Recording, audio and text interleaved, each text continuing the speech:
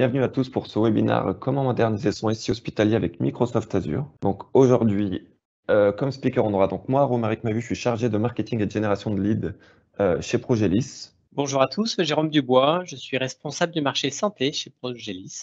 Bonjour, Lucas Nassibou, je suis ingénieur technique Azure chez Progélis. Bonjour, Jean-François Berenguet, je suis directeur des opérations pour le Sud chez Progélis.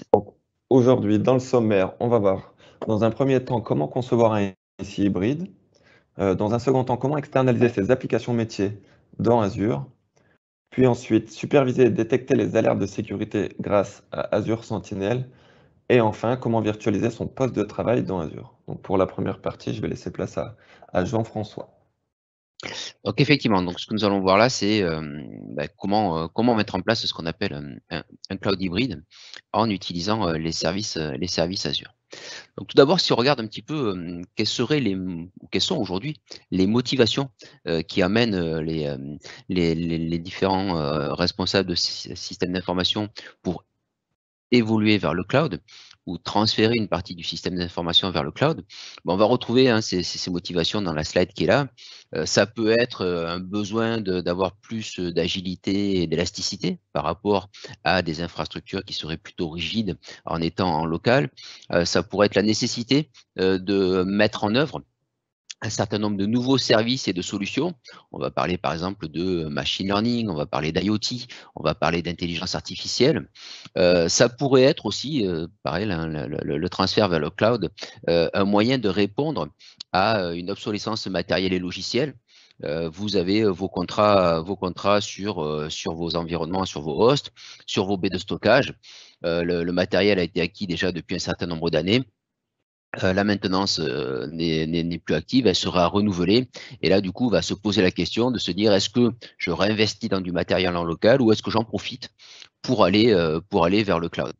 Donc, pour aller vers le cloud, pourquoi? Ça peut être aussi tout ce qui est modernisation et sécurisation des infrastructures. Ça, c'est un débat que l'on a souvent, une discussion que l'on a souvent avec nos clients sur est-ce que c'est plus sécurisé quand je suis dans le cloud que quand je suis en local. C'est vrai que lorsque l'on voit certaines salles informatiques chez nos clients, on peut se dire que il faut le fait d'aller vers le cloud, ça mènerait quand même pas mal de points bénéfiques en termes de sécurité.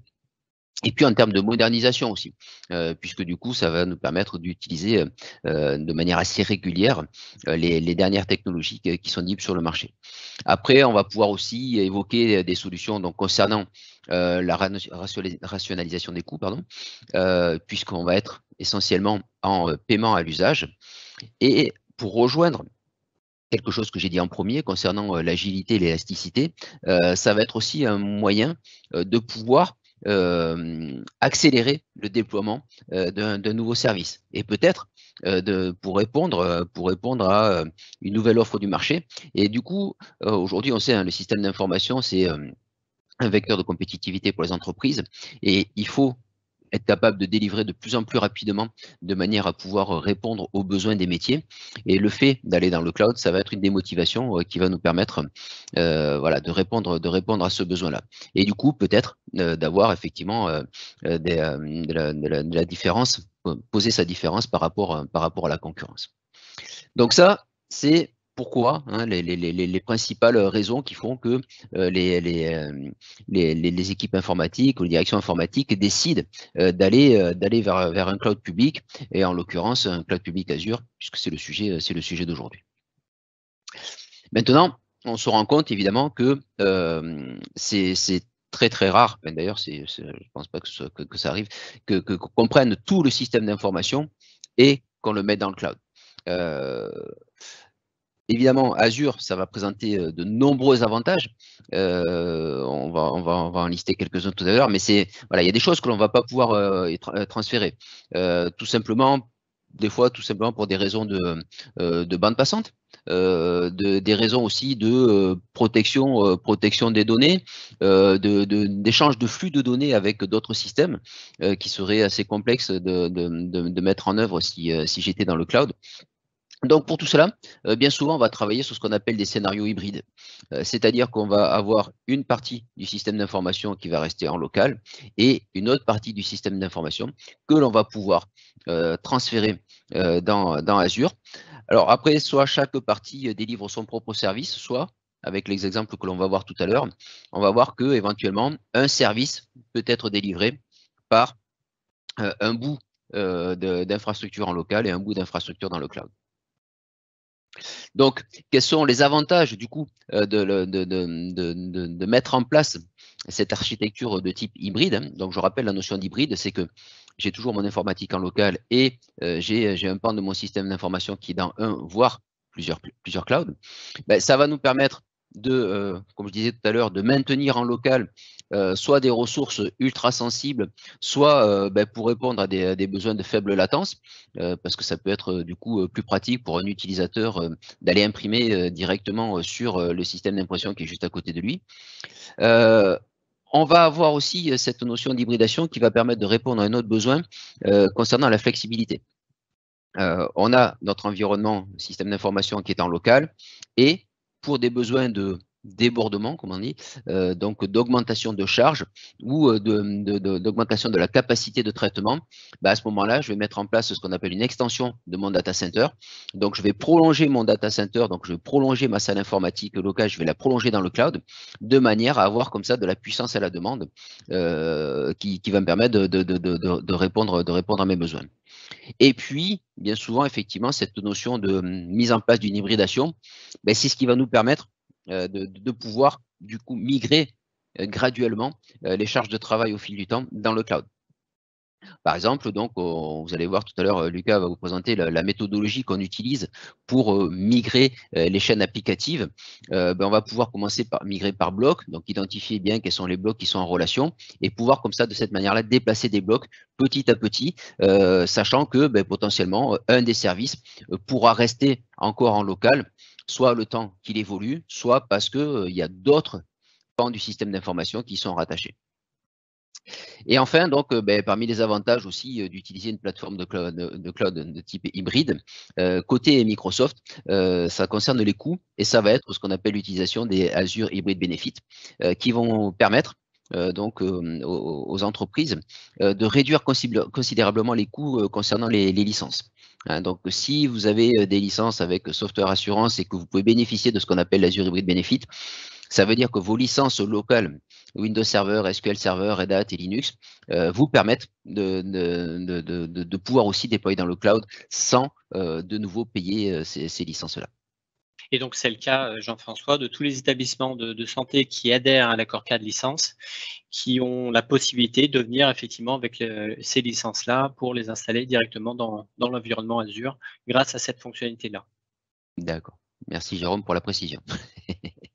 Donc, quelques cas d'usage que nous avons rencontrés chez nos clients, spécifiquement dans le domaine de la santé, et qui ont amené du coup à déployer ces solutions-là.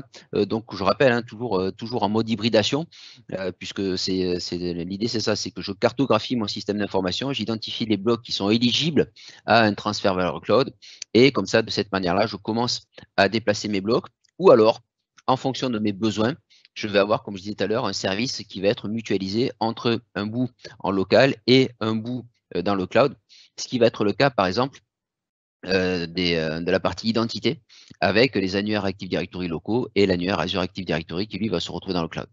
Donc, les quelques cas d'usage que nous avons rencontrés, réponse à une infrastructure obsolète, donc qui nécessite des gros efforts techniques et puis surtout beaucoup d'investissements en termes de maintenance. Une infrastructure qui existe mais qui n'a pas les moyens d'absorber un accroissement d'activité ou le développement de nouveaux services. Le fait d'utiliser le cloud pour démarrer des nouveaux projets. Donc ça, c'est un scénario que l'on rencontre assez souvent. Donc toujours pareil, on a tout qui tourne en local dans notre salle informatique ou dans notre data center, mais on a besoin de monter et d'évaluer une nouvelle architecture pour démarrer un projet futur. Et ça, si je dois le faire en local, bien souvent, ça va passer par, toujours pareil, de l'acquisition. Si jamais mes environnements locaux n'ont pas la capacité de puissance, ni de stockage, ni en termes de réseau, de pouvoir évaluer cette nouvelle solution, mais là, le fait d'avoir mis en place une architecture hybride va me permettre de déployer cette solution-là dans le cloud, de la tester, de la valider, et puis lorsque mes tests sont terminés, je ferme le robinet et du coup, je ne paye plus cette infrastructure-là. Par contre, si c'est un succès, à ce moment-là, ben, je peux envisager le déploiement à plus grande échelle du coup dans le cloud. Parmi les autres scénarios après que l'on a, évidemment, on va retrouver tout ce qui est mise en place d'un PRA-PCA. Donc, PRA-PCA, donc assurer mon plan de reprise d'activité ou de continuité d'activité de mon infrastructure en local, mais plutôt que de la mettre dans une autre salle informatique ou dans un autre data center, là, je vais utiliser les services Azure. Même chose pour tout ce qui concerne l'externalisation des sauvegardes.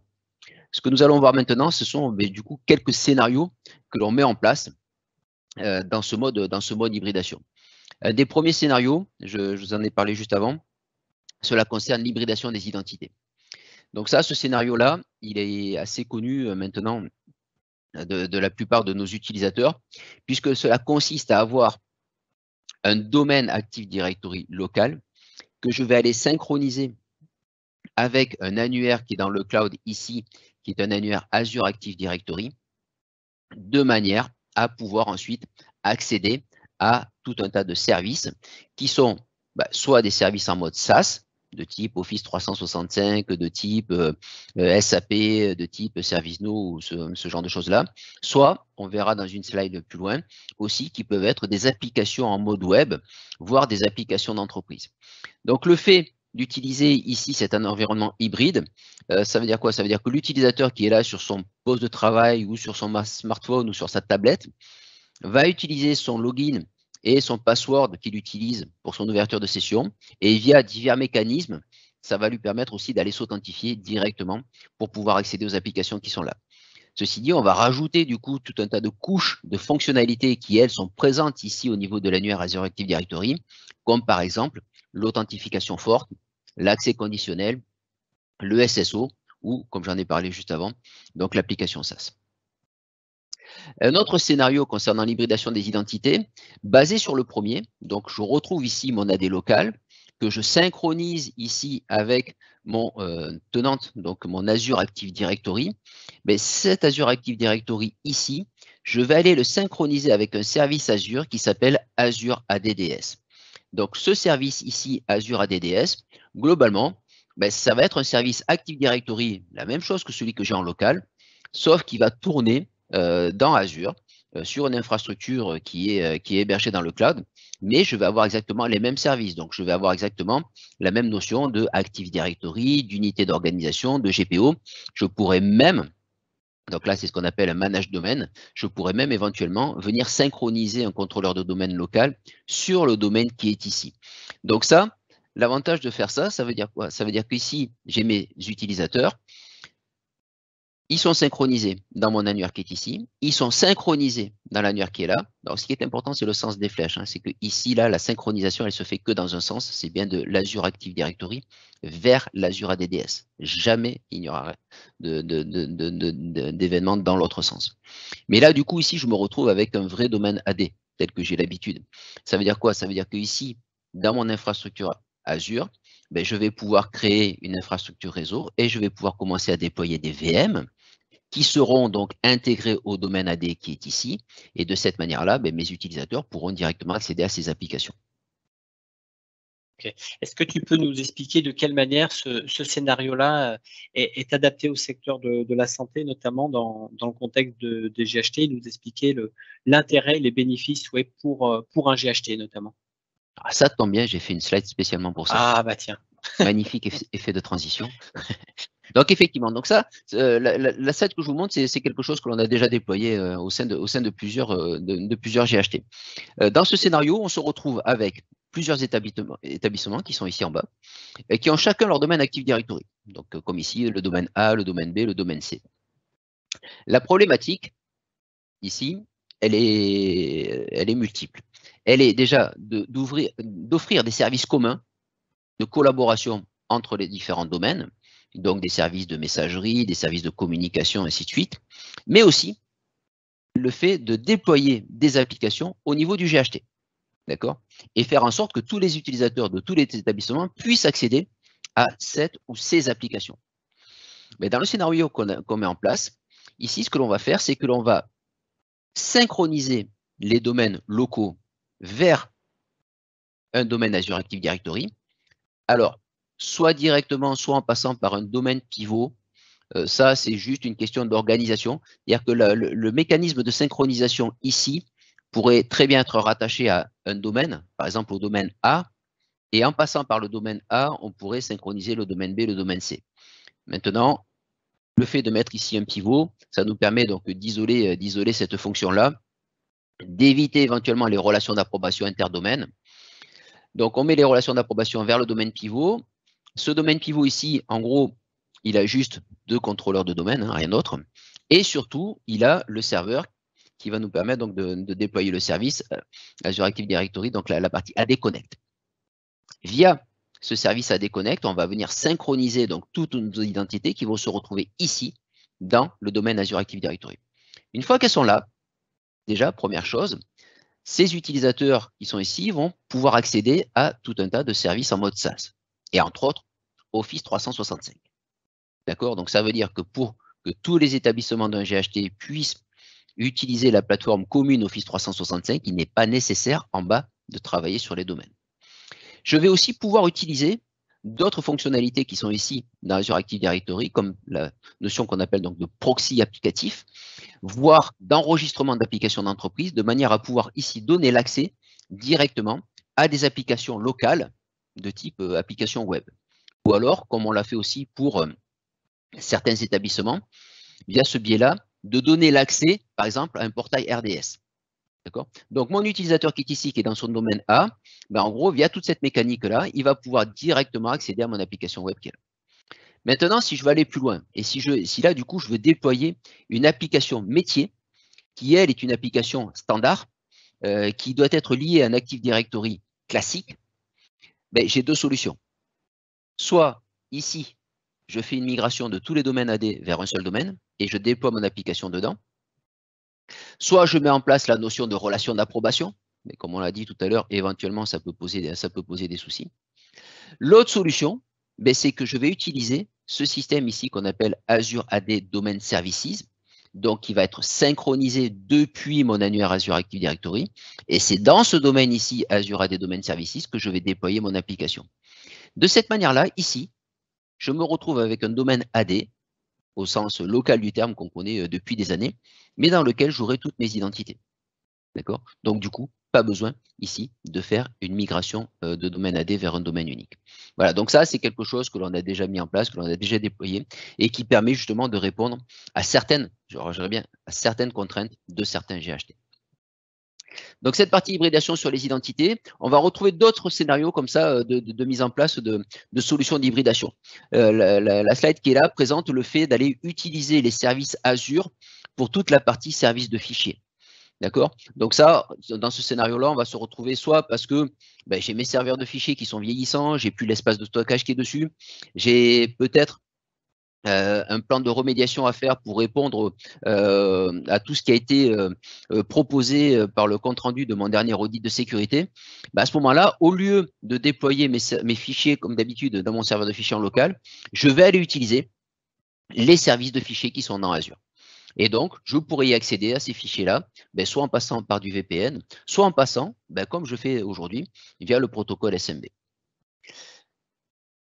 Un autre type de scénario aussi dans lequel je vais utiliser cette notion hybride, c'est que là, je vais utiliser toute la puissance qui est dans le cloud Azure pour pouvoir traiter, manager, opérer des ressources qui restent, elles, en local.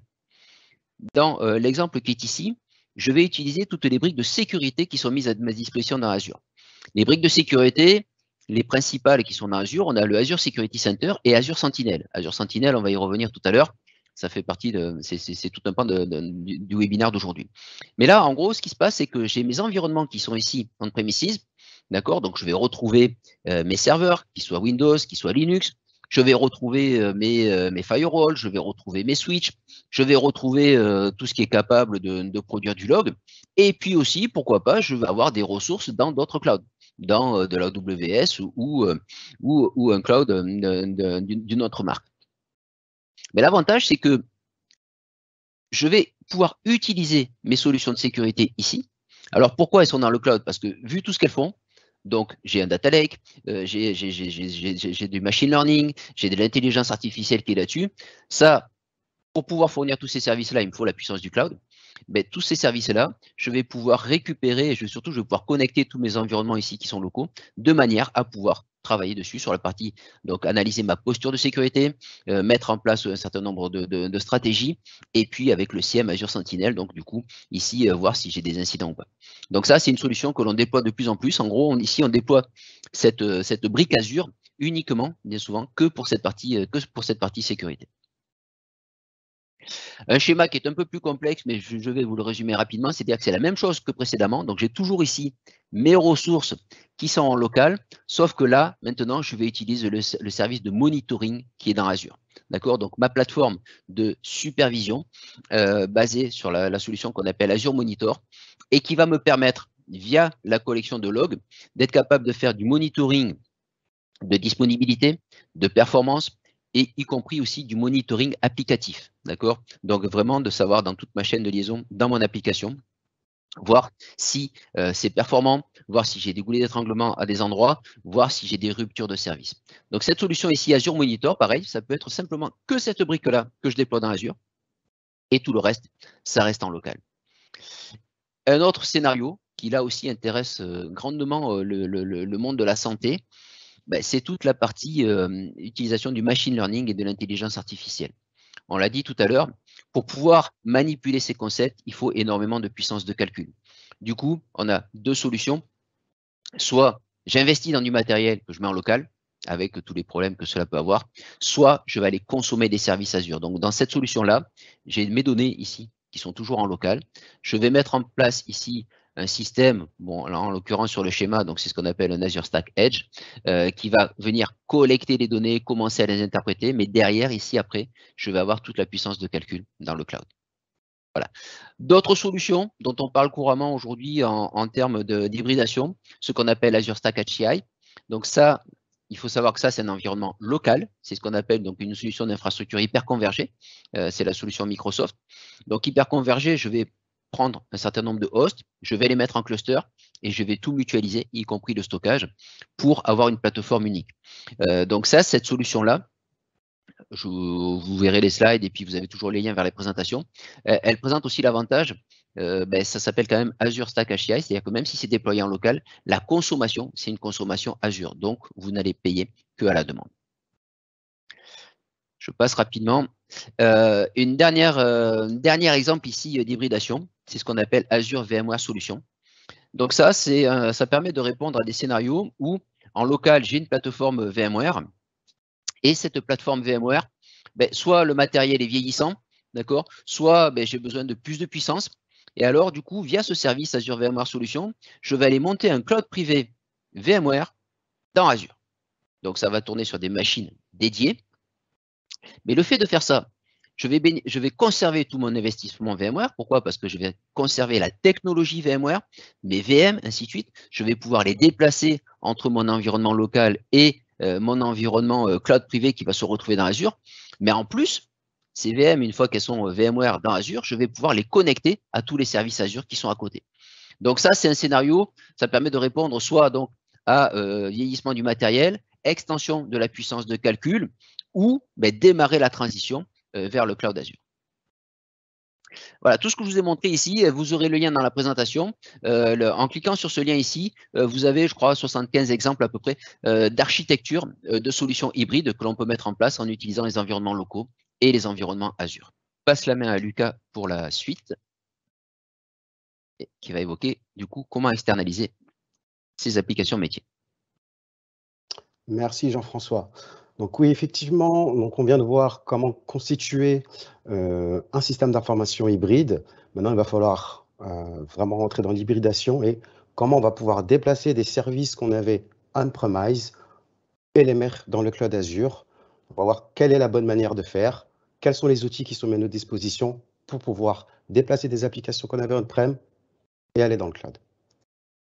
Alors, déjà, Microsoft nous a mis à disposition tout un framework d'adoption du cloud qui nous permet en fait de définir un cadre qui va nous aider à migrer nos applicatifs, qui va nous aider à aller dans le cloud avec des bonnes pratiques de mise en place. Donc, on va venir détailler tout ça dans les slides qui suivent.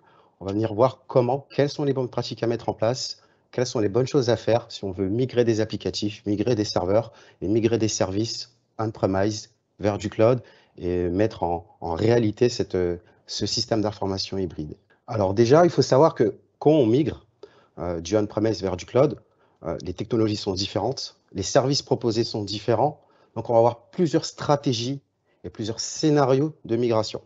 Le premier scénario, c'est ce qu'on appelle le rehost ou plus communément appelé lift and shift.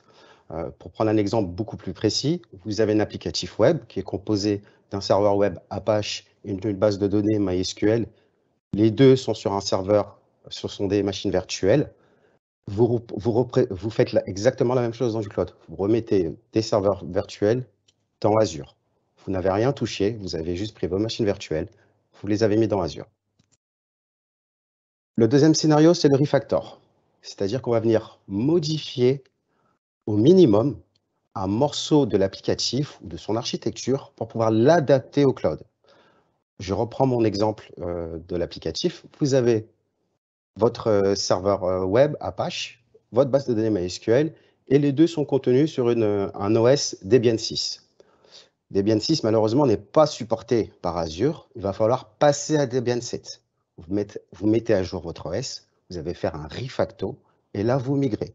Donc, vous avez bien fait une modification minime sur vos applications pour pouvoir être éligible côté cloud. Ensuite, il y a la réarchitecture. Pareil, j'ai mon applicatif web qui est sur une machine virtuelle, mon Apache. J'ai ma base de données MySQL qui est aussi sur une machine virtuelle. Et là, on se rend compte que Azure me propose d'autres services qui peuvent être beaucoup plus intéressants, et notamment des services PaaS.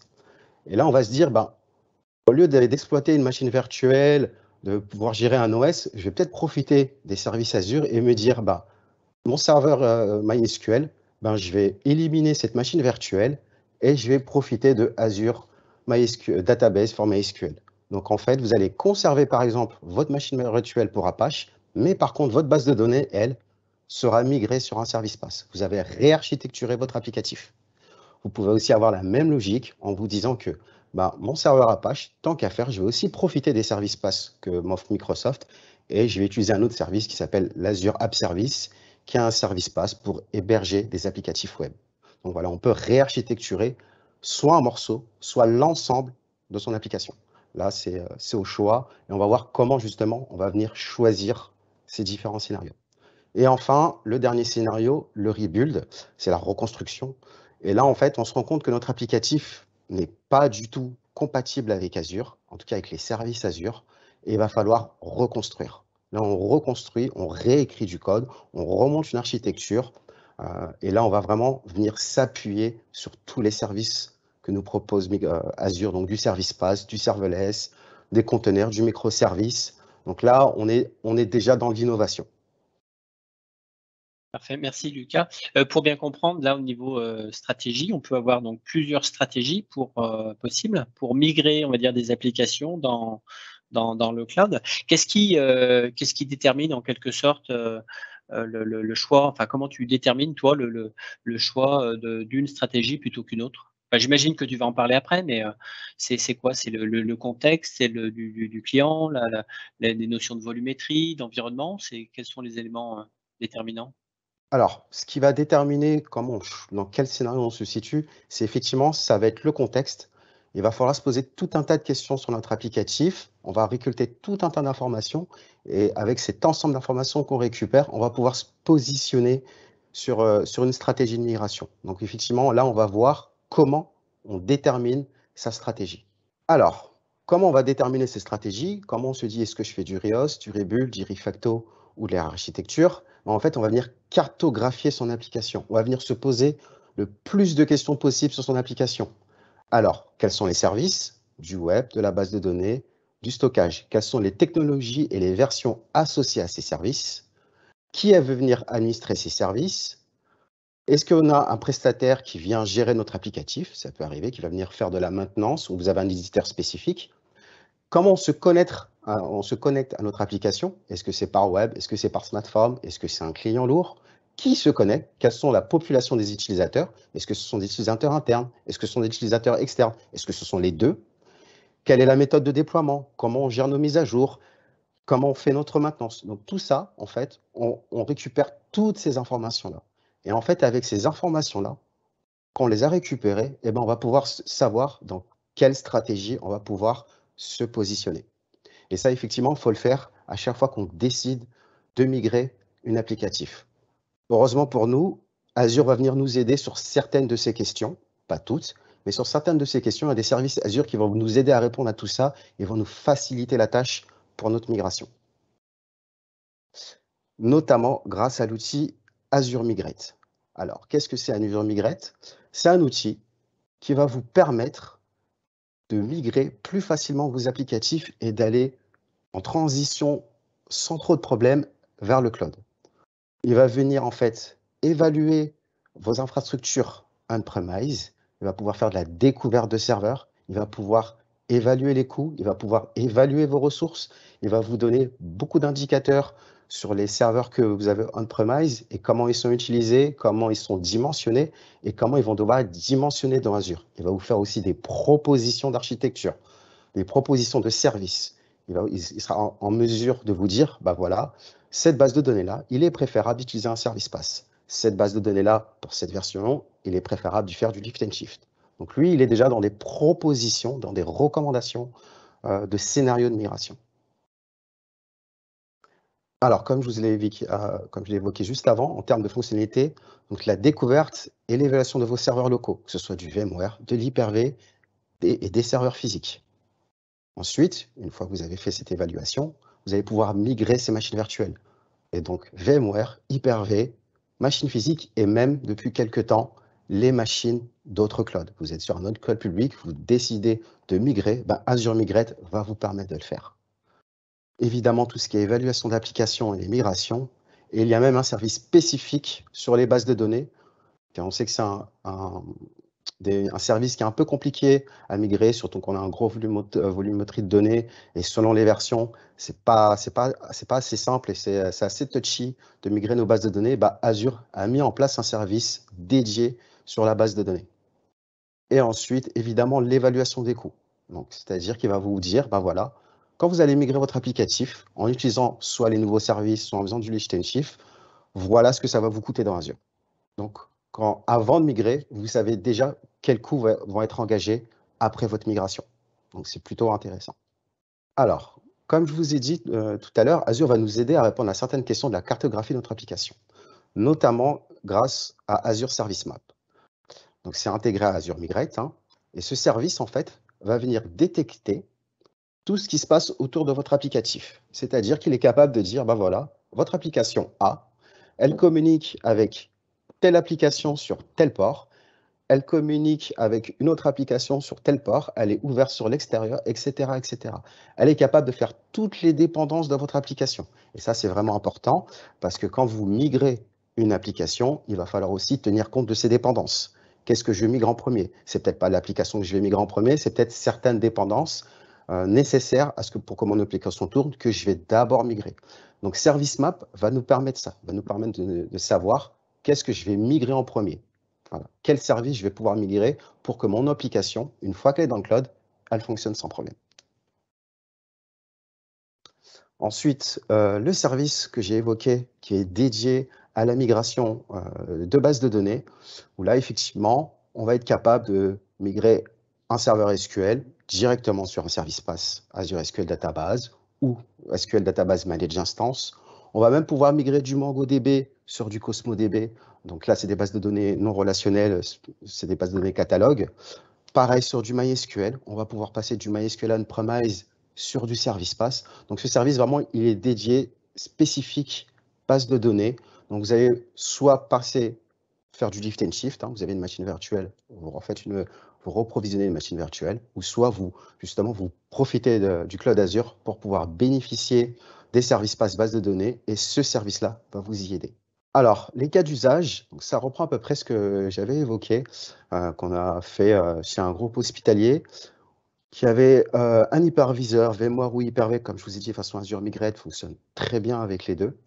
On a un applicatif qui est composé d'une machine Ubuntu, d'un front web, du serveur applicatif et d'une base de données, qui est l'ensemble de cette architecture sont sur 4 machines virtuelles, donc 3 Windows et une Linux.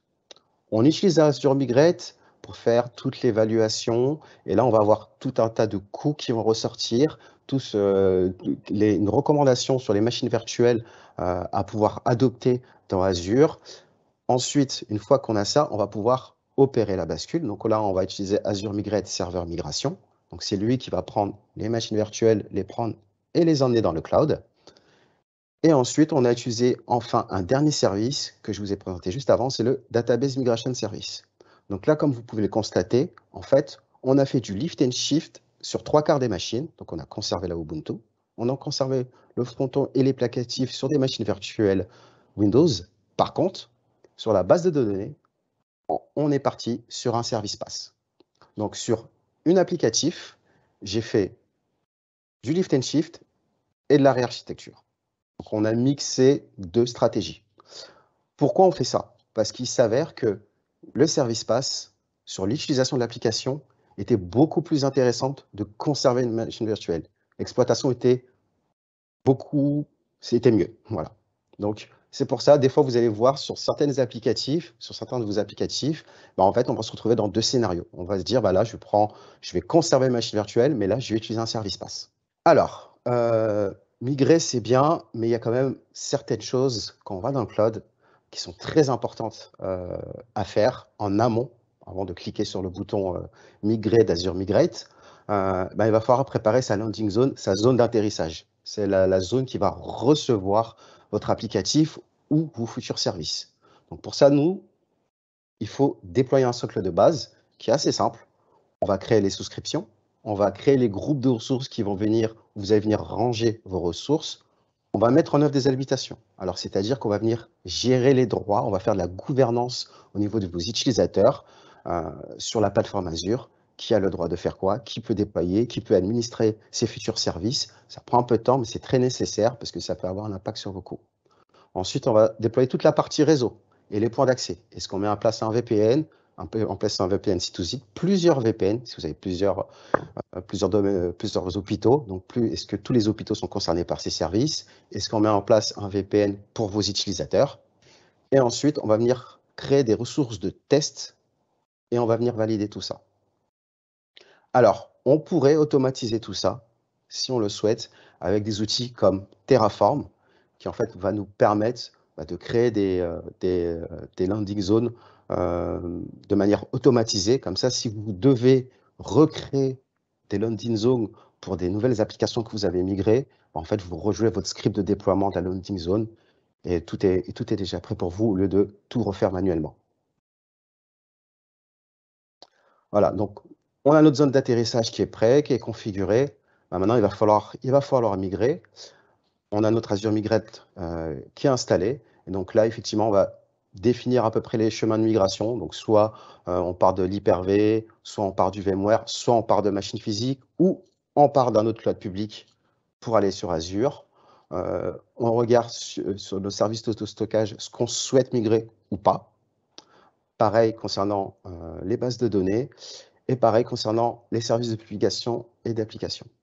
Donc, tout ça, on le prépare bien en amont. Et ensuite, on va pouvoir migrer grâce à Azure Migrate.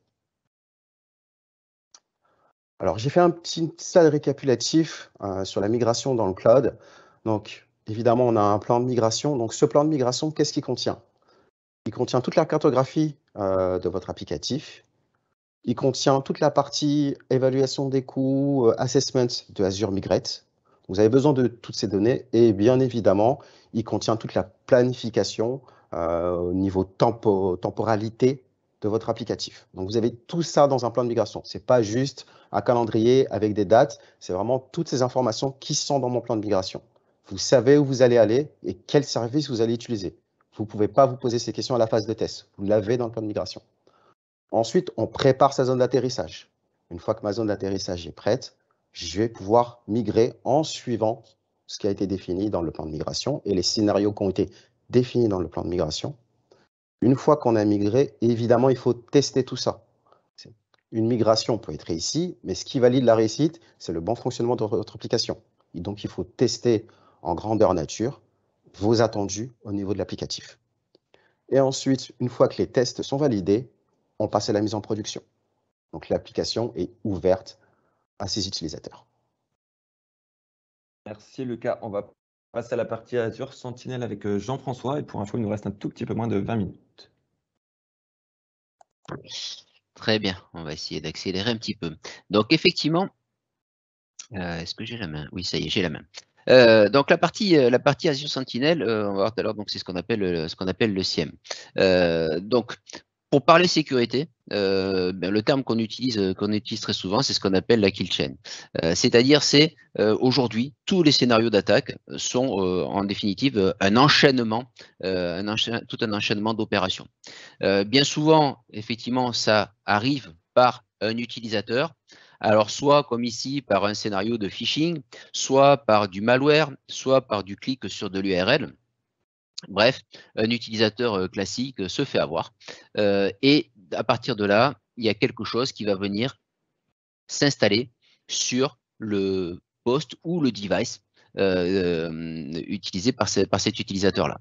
Donc, à partir de là, une fois que c'est ici, on va pouvoir avoir différentes options, soit directement des applications s'installent et commencent à manœuvrer, soit à ce moment-là, on va essayer d'établir une connexion vers ce qu'on appelle un command control. Donc, c'est quelque part un serveur qui est ici sur le net et qui va rentrer en relation avec le poste et de manière ensuite à pouvoir envoyer toutes les commandes, servir pour télécharger les fichiers, ainsi de suite. Bref, une fois que tout ça s'est installé sur le poste et que l'attaque ici, finalement, l'attaque du poste a réussi, derrière, ce que l'on va chercher à faire dans ce scénario-là, ça va être de compromettre l'identité. Compromettre l'identité de l'utilisateur, ça veut dire être capable de se faire passer pour l'utilisateur, mais surtout être capable d'utiliser ces jetons d'authentification. À partir de là, lorsque j'ai réussi à prendre la main sur un poste et à compromettre l'identité d'un utilisateur, bien souvent, la suite du scénario, c'est ce qu'on appelle un mouvement latéral. Ça veut dire qu'à partir de là, je vais essayer d'aller vers un utilisateur qui a des privilèges supérieurs. Donc ça, le cas classique, c'est que sur le poste en question, là ici, que j'ai réussi à compromettre, qui est le poste de mon utilisateur, j'ai un admin qui s'est déjà connecté sur ce poste-là. Alors tout simplement pour filer un coup de main à mon utilisateur. Le problème, c'est que ça, alors ça, c'est vraiment banni, c'est à interdire et c'est voilà, il faut vraiment bloquer complètement ce genre de comportement, parce que si jamais j'ai un administrateur qui s'est logué une fois sur le poste, via un certain nombre d'outils, je vais pouvoir récupérer son ticket et du coup faire ce qu'on appelle donc une escalade de privilèges. Après, à partir de là, je rebondis sur cet utilisateur, je vais aller chercher son poste, je vais prendre la main sur son poste et comme ça, d'escalade en escalade, je vais arriver jusqu'à compromettre le domaine et puis derrière faire voilà, de l'exfiltration de données ou tout ce genre de choses-là. Ça, c'est pour vous expliquer que, en gros, aujourd'hui, toutes les attaques qui sont menées sur les systèmes d'information, ce sont des attaques qui touchent plusieurs choses: les utilisateurs, les boîtes mail, les postes, les identités, les systèmes serveurs, ainsi de suite, mais surtout qui enchaînent tout un tas d'opérations. Donc, d'un point de vue sécurité, il est très, très, très important d'avoir une vision globale ici du scénario de l'attaque qui est en cours, de manière à pouvoir investiguer, de savoir à quel endroit il faut bloquer, de connaître l'étendue du désastre. Et c'est pour ça qu'on va utiliser donc ce système de SIEM qui va nous permettre, si j'arrive à cliquer sur suivant, voilà, qui va nous permettre ici de pouvoir avoir une vision globale de tout ce qui se passe. Donc, de détecter des comportements anormaux, de détecter des connexions depuis des emplacements inconnus, de détecter surtout le type d'attaque, parce que ça, c'est un scénario d'attaque qui peut porter un nom. Et à ce moment-là, avec le SIEM, je vais avoir directement le scénario qui va avec. Donc, je vous parle de SIEM depuis tout à l'heure. Donc, un SIEM, c'est ce qu'on appelle donc Security Information and Event Management. C'est une solution qui va me permettre de collecter toutes les données de l'entreprise, de pouvoir les analyser d'un point de vue sécurité, pour ensuite, sur ces analyses-là, faire de la détection de menaces et voir si, par rapport à ces menaces-là, je vais avoir un certain nombre d'alertes et de faire de la corrélation d'alertes pour déclencher ce qu'on appelle un événement de sécurité. Une fois que j'ai un événement de sécurité, là, ça veut dire qu'il va falloir que j'intervienne. Et donc, du coup, la solution ici, Azure Sentinel, va me permettre d'examiner toutes ces informations-là et de mener toutes les investigations. Donc à partir de là, hop, je me transforme en Sherlock Holmes, je démarre les enquêtes et je vais aller voir tout ce qui s'est passé dans tous les points de mon système d'information. Donc ça, c'est pour la partie SIEM. C'est aussi ce qu'on appelle un SOR, Security Orchestrated Automated Response. Pourquoi? Parce que Sentinel va être aussi capable de déclencher automatiquement des réponses par rapport à des alertes ou à des incidents. Alors, on va pouvoir les déclencher donc soit de manière automatique, soit de manière manuelle aussi, pour contrôler ce qui se passe. Par exemple, ici, par rapport à toutes les informations qui sont collectées, j'ai une détection de compromission d'une identité. Automatiquement, je vais pouvoir examiner ce qui se passe et dire, bon, mais cette identité-là, je la désactive de mon système d'information. Donc, je vais pouvoir intervenir sur mon AD local, sur mon Azure Active Directory, sur mon annuaire d'application, mais je vais pouvoir déclencher une opération qui fait que cette identité-là, elle est bloquée. Je vais pouvoir isoler une machine du réseau aussi. Donc ça, c'est toute la partie réponse que je vais être capable de mettre en œuvre. Globalement, comment fonctionne le système? Ici, j'ai mes environnements locaux, Cloud Azure, Cloud Office 365, Cloud AWS ou n'importe quelle autre structure. La seule prérequis, c'est qu'il faut que j'ai des logs et que ces logs-là puissent être récupérés. Alors, soit par du push, soit par du pull, mais on va utiliser tous les on va dire, protocoles standards de collecte et de transfert de logs. Tout ça, ça va tomber dans un data lake ici qu'on appelle un workspace, donc via le service Azure Monitor Log Analytics, et par-dessus, Azure Sentinel en permanence va venir analyser tout ce qui se passe. Donc, pour cela, pour cette collecte de logs, on va s'appuyer sur des connecteurs. Donc, comme on dit in the box, on a déjà tout un tas de connecteurs qui sont disponibles au sein de la plateforme. Comme ici, là, petit exemple, donc on va retrouver évidemment des connecteurs pour les environnements Azure, mais aussi pour du Barracuda, pour du Checkpoint, pour du Cisco, pour du Citrix. Voilà, donc on a toute une liste. Et si par hasard le connecteur n'est pas dans cette liste, on a un GitHub qui est disponible sur lequel on a tout un tas d'autres connecteurs qui ont été mis à disposition par les communautés. Et puis après, on peut se faire ses propres connecteurs. Donc une fois qu'on a mis les connecteurs, ça va nous permettre d'avoir les logs qui tombent dans le data lake. Ces logs ensuite vont être déjà analysés pour produire des tableaux de bord. Donc c'est ce qu'on appelle des workbooks dans Azure Sentinel. Donc comme ici, j'ai des tableaux de bord sur mes activités d'authentification dans mon annuaire Azure Active Directory. Et puis, du coup, je vais avoir tout un tas de règles qui vont analyser ce qu'il y a dans ces logs-là, faire de la corrélation entre logs, pour pouvoir ensuite, ici, venir me déclencher, me créer des incidents. Donc, les incidents, ils vont être classifiés par sévérité, par statut, par produit qui ont généré le log.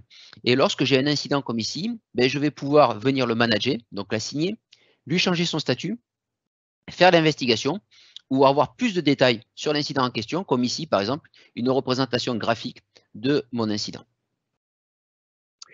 Une fois que j'ai mon incident, comme je dis tout à l'heure, là, je me transforme en enquêteur et il va falloir que je vois exactement tout ce qui s'est passé beaucoup plus en détail. Je reprends le cas de ma compromission d'identité. Par exemple, la question que je peux me poser, c'est est-ce qu'avec cette identité-là, j'ai eu des resets de password qui ont été faits depuis l'étranger? Donc ça, c'est une question. Et donc, je vais aller interroger mon système. Et pour ça, je vais avoir à ma disposition tout un tas de requêtes, donc de type hunting, comme ici. Et pour ça, je vais utiliser un langage de requête. Alors, je n'ai pas le temps de développer le sujet ici, mais on en a déjà parlé dans d'autres séminaires. Voilà, donc un langage de requête qui va me permettre d'aller interroger mes logs pour savoir ce qui s'est passé. Donc, j'ai des requêtes de type hunting. Et puis aussi, j'ai des requêtes de type analyse, comme par exemple, voilà, pour savoir si, dans le cas ici, par exemple, j'ai un utilisateur qui a refusé les conditions générales d'utilisation d'Office 365. Dernière petite chose que je voulais vous montrer, c'est la partie, du coup, automatisation de la réponse. Donc, c'est la partie SOR de Azure Sentinel. Ça veut dire qu'en réponse à une alerte ou en réponse à un incident, alors, juste un petit point sur la terminologie. Les alertes, ce sont des points particuliers qui ont été relevés par des règles d'analyse. Donc ça, en gros, je lève un flag, ça fait une alerte. Mais le système va ensuite faire de la corrélation d'alerte par rapport à des critères communs, soit par rapport à une identité, soit par rapport à une adresse IP, par rapport à un système, ou alors par rapport à un scénario d'attaque connu. Donc, une corrélation d'alerte, ça va devenir un incident. Et à partir de là, donc soit en réponse à une alerte, soit en réponse à un incident, mais comme je vous disais tout à l'heure, je vais être capable de déclencher automatiquement des traitements. Et pour ça, je vais m'appuyer sur ce qu'on appelle des playbooks. Donc, en définitive, les playbooks, c'est quoi? Ça s'appuie sur un service Logic App, qui est un service dans Azure, où ici, je vais créer mon workflow Et un des playbooks que l'on met très souvent en place, c'est en réponse à une alerte ou en réponse à un incident, je vais aller envoyer un mail et poster un message dans le team sécurité de l'entreprise. Mais c'est via ce système ici de Logic App que je pourrais avoir les workflows dont j'ai parlé tout à l'heure, de désactivation d'un compte utilisateur ou d'isolation d'un poste du réseau. Voilà. Donc ça, ce service Azure Sentinel, qui est un service dans le cloud, comme je disais au tout début, dans un environnement donc, de type hybride, mais je peux très bien déployer Azure uniquement pour me servir de cette plateforme-là.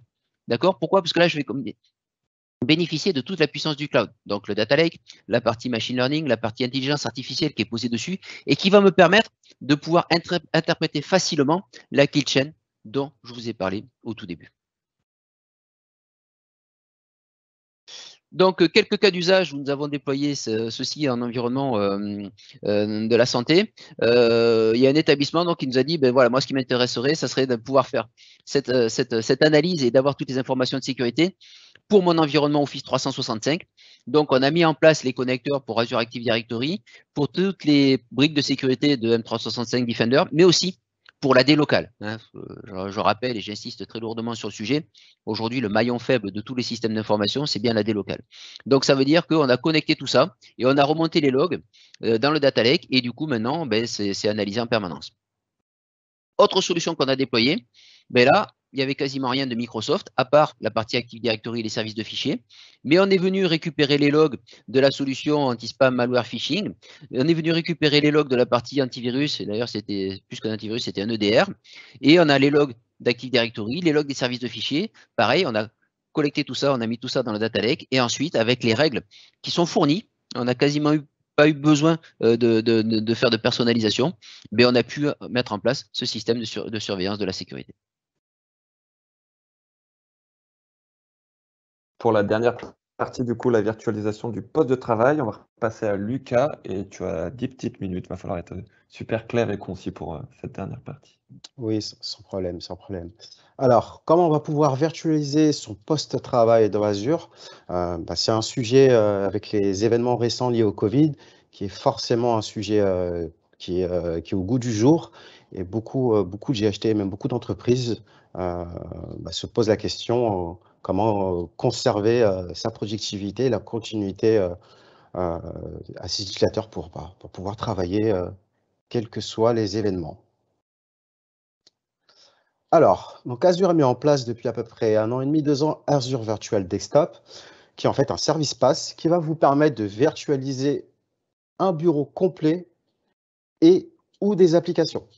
Soit on va virtualiser un bureau, comme vous avez l'habitude de travailler sur votre poste de travail, soit on va venir virtualiser juste une application, ou on peut faire les deux.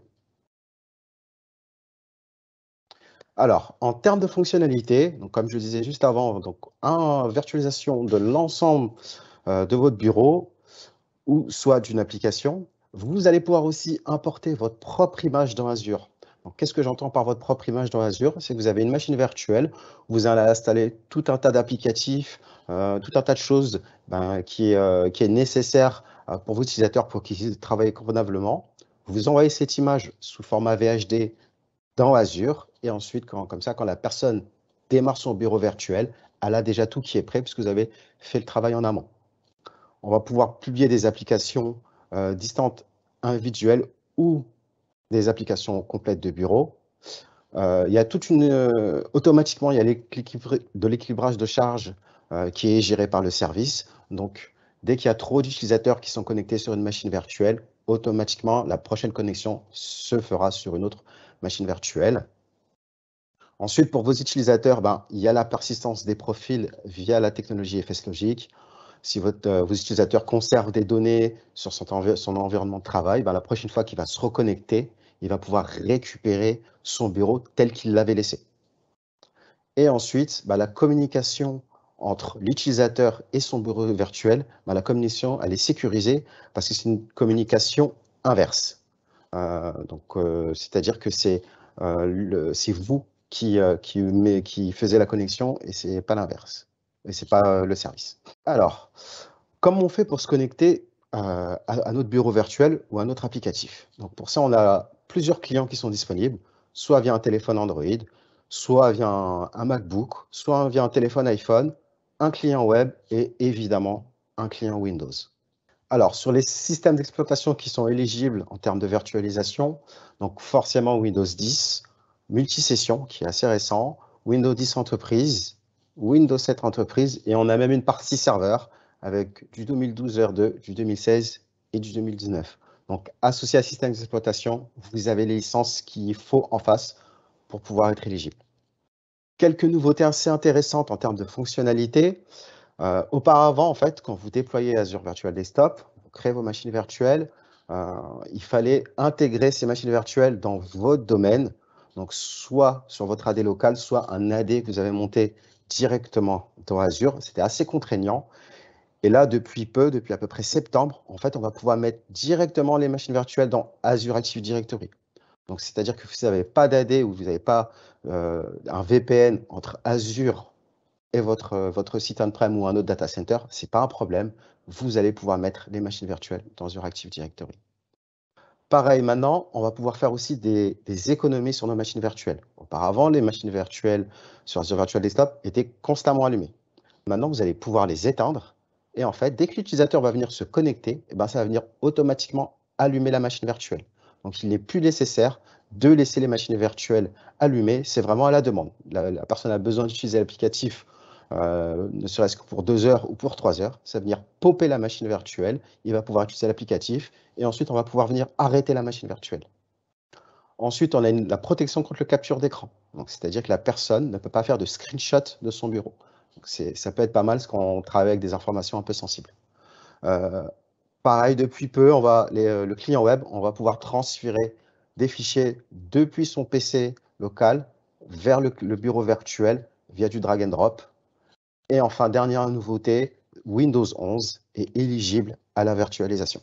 Alors, les cas d'usage qu'on a rencontrés dans le domaine de la santé, donc évidemment, le télétravail, la sécurisation, l'isolation de l'environnement de travail. Alors, qu'est-ce qu'on entend par là? C'est-à-dire que vous allez avoir un utilisateur qui va avoir son bureau virtuel, et en fait, toutes les données qui sont sur le bureau virtuel ne pourront pas quitter le bureau virtuel.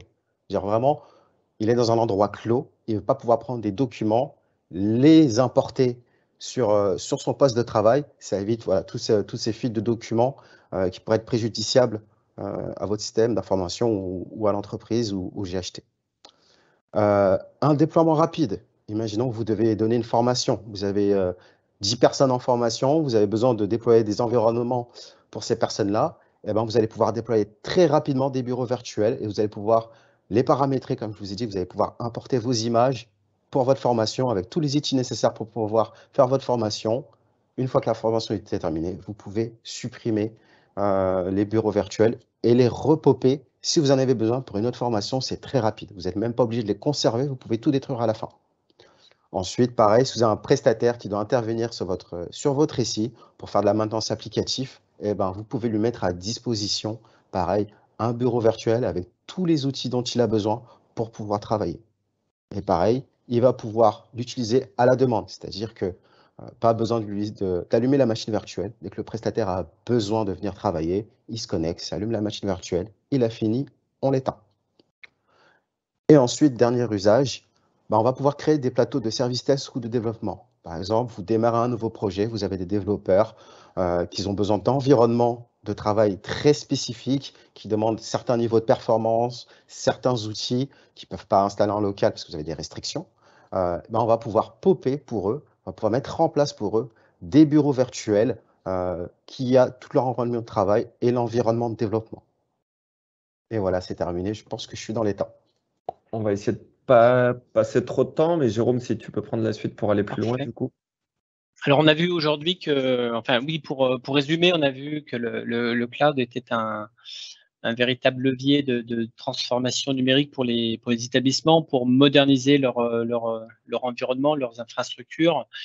On a vu quelques scénarios aujourd'hui éligibles, je dirais, pour les établissements de santé, comme la construction d'un SI hybride, sur l'externalisation d'applications. On peut envisager la mise en place d'un PRA ou encore des services de sécurité comme je dirais comme Azure Sentinel. Ce qu'on vous propose pour aller plus loin, c'est le premier sur un petit guide sur Azure pour votre quotidien de GHT qui présente différents scénarios autour d'Azure, comme le PRA, l'hébergement d'applications métiers, le backup. Et notre petit guide sur Azure, c'est un guide qui présente à la fois le contexte et les problématiques autour de la sécurité et tout ce qu'il faut savoir pour sécuriser votre SI avec l'apport de solutions adaptées à vos enjeux et à vos problématiques. On vous propose également de nous retrouver pour échanger avec nos équipes en vrai cette fois-ci, non plus à l'occasion de webinaires, mais à l'occasion de Sontexpo où les équipes Progelis seront bien représentées, donc du 8 au 10 novembre sur Sontexpo, au salon donc anciennement Paris Care Week HIT sur le stand H59. Donc on espère vous y retrouver nombreux à cette occasion. On sera ravis de pouvoir échanger avec vous en vrai cette fois-ci. Merci à tous. N'hésitez pas si vous avez des questions. Quoi qu'il arrive, les slides et le replay de ce webinaire vous sera transmis par mail. Donc n'hésitez pas. Si vous avez encore 2 minutes et qu'il y a des questions qui restent encore en suspens, n'hésitez pas à nous les faire parvenir dans le chat. En tout cas, bravo Lucas et Jeff pour le respect du timing. Vous avez été au top. En tout cas, merci à tous et on vous souhaite une bonne fin de journée. Merci tout le monde. Merci. Merci à tous. Bonne journée. Bonne journée. Merci. Au revoir.